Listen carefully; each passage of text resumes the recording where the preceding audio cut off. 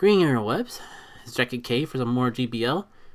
Hopping back into Ultra League Premier. It feels like I've been doing this forever and a half, but I mean, technically, I only remember if I shared this team or not, but it's technically new because my Talonflame is finally maxed out and has the best buddy boost. So, shiny, best buddy boost, best IVs for that best buddy boost. This is Talonflame in peak form. All we need is actually a competent trainer to drive it. But ooh, this is exciting. This is exciting lead. Like, I'm surprised that Venusaur's even staying in. I should just assume that every charge move they do is a Sludge Bomb, because like that is a solid amount of neutral damage. So I can't really think of any other reason to stay in against this thing and not try to get it out as soon as possible. Downside is that it feels like I'm going to waste a lot of shields in that process. Or maybe they're just sacking off the Venusaur. That's the possibility I kind of ignore too. No, they seem to be content. The only shame about this exchange is that it seems like, okay, I was going to say I'm losing shields before they are, so they might get the upper hand in this, but I forget that for some reason, after the first one, Flame Charge takes slightly less energy to get to than Brave Bird, but you don't even notice it after the first one. Let this go in, yeah. You know what? I don't see a reason to swap away. Like, Tangrowth technically be a little better, but Talonflame's alright. I guess I should keep in mind, like, what else do I have for the Venusaur? I mean, when I'm doing that much to the Togekiss, it doesn't matter. I can just swap away now if they want to just go into something else, or we could just call it GG.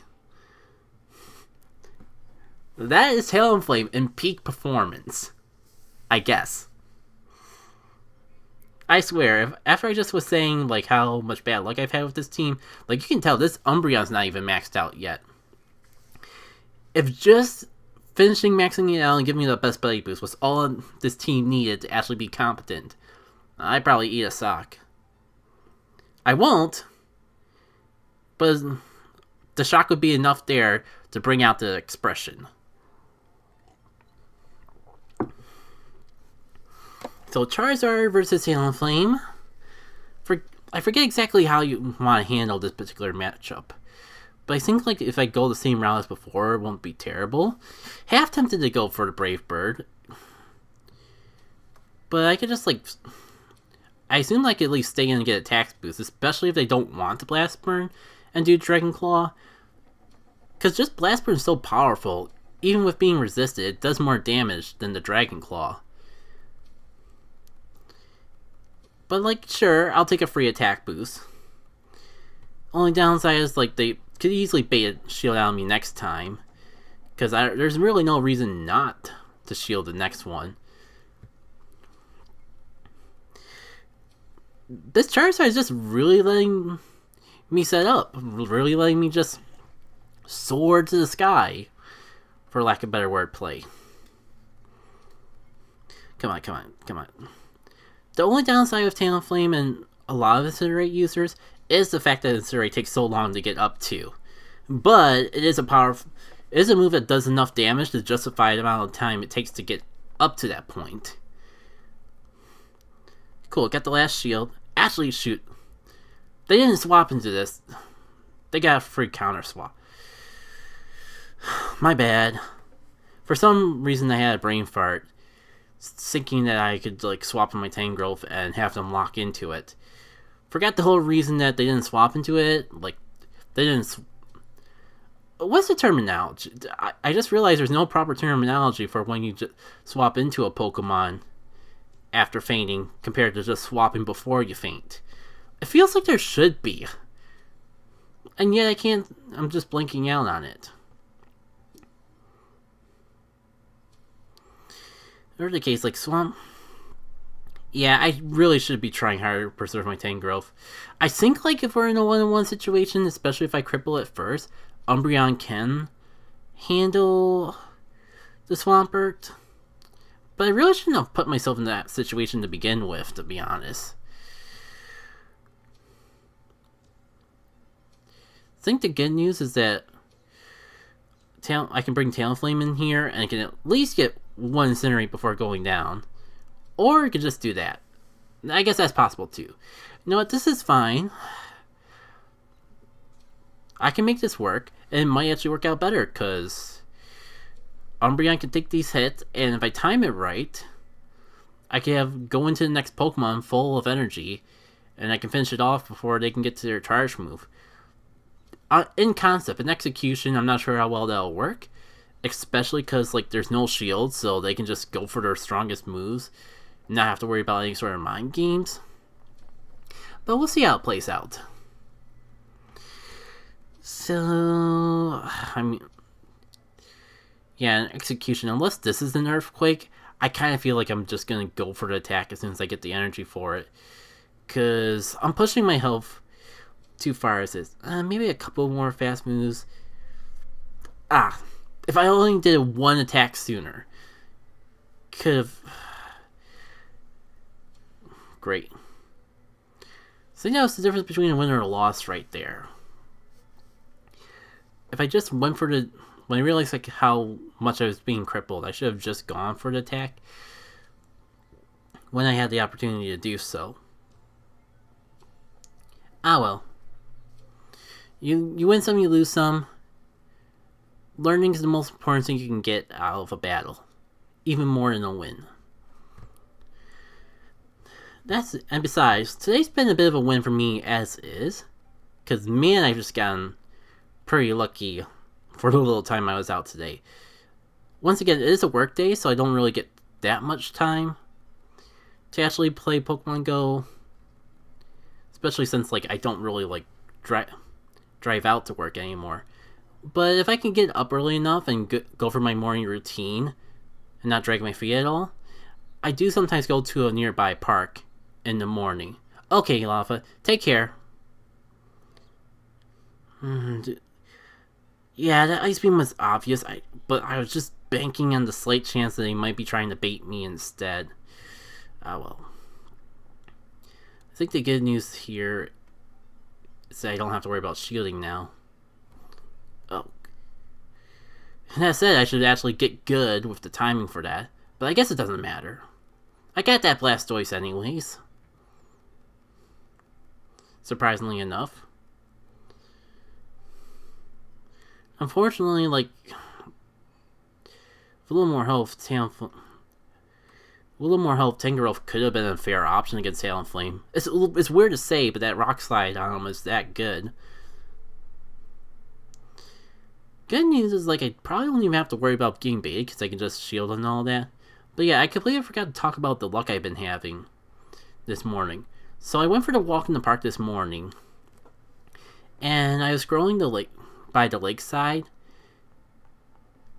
Well, you have all these fairy-type spawns with the new event going on and all that, new Pokemon, and yet there's still stuff popping. There's a lot of non-event spawns popping up at this park, and not even like one particular species enough to really justify as a nest one way or another. And I bring that up because there's like some of the things I was finding, including like Psyducks along the lakeside. I just happened to click one, and it ended up being a blue Psyduck. I'm actually pretty ecstatic about that, because shiny Psyduck was one I've been hunting for a while. Kind of like... Now I kind of wish I told this story while Lava was here, because it's kind of like what they went through. Where Psyduck was one of those Pokemon from the Kanto tour, a shiny Kanto Pokemon that I've been hunting for a while, but I've just never had the luck to find. There was even like a time that particular park was a Psyduck nest, and all the Psyducks I caught, none of them were blue Psyduck, but that one was. It's almost like making up for lost time.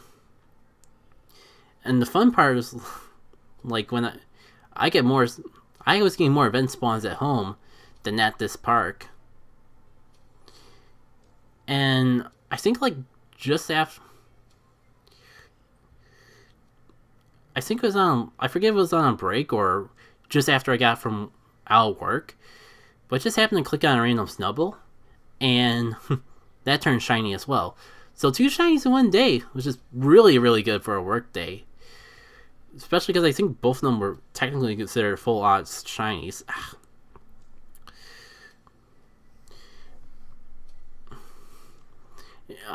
You can tell that I haven't really faced off against Honchkrill too often, because I didn't know what to do there. I probably should have gone for that Sky Attack before getting knocked out myself, or swapping out myself. Or Brave Bird on my end. Because, yeah, I'm kind of Umbreon probably walls this thing the best, but it also doesn't do that much damage back. So I get this feeling I'm going to just end up sacking off my Umbreon for... Oh! Nothing. Or they could let me get the last resort off. That'd be cool, too. You know what? This is worth using a shield over. It's probably not the best play I've had, because now they're definitely going to shield. But, I mean, at least we can, like, go out this with even shield exchange. Or they could just let me have the Honchkrill. Ah, that makes sense. I think I can still work around with this, though, because Talonflame will resist It'll resist the Hound fairly well. Get a nice flame charge right away. Maybe I'll get the shield this time. Either way, the attack boost will be mine. And we could just, like, probably fire away this Scramble. Slight chance he might, like, not shield yet again, but at this point, yeah, even if I was being stingy with my shields, I would want a shield. Otherwise, I'd be afraid that I wouldn't have a good opportunity to use the shield. Let's shield here. Next Cinerate's going to take it out either way, and I can take this solid attack boost onto the next Pokemon for sure. Aha! Okay. The way they are being stingy with it makes a little more sense now, because they really didn't want this Talonflame to go up against this Scizor for obvious reasons. I think that's GG. Even if this does knock me out, this should definitely be in a fair range for Tangrowth to finish it off. But if not, then the bird will definitely do the work. What battle is that now? Battle number 3? I don't know what it is about today. Oh, battle 4. I was gonna say, this felt like it was going on forever for just 3 battles of a set.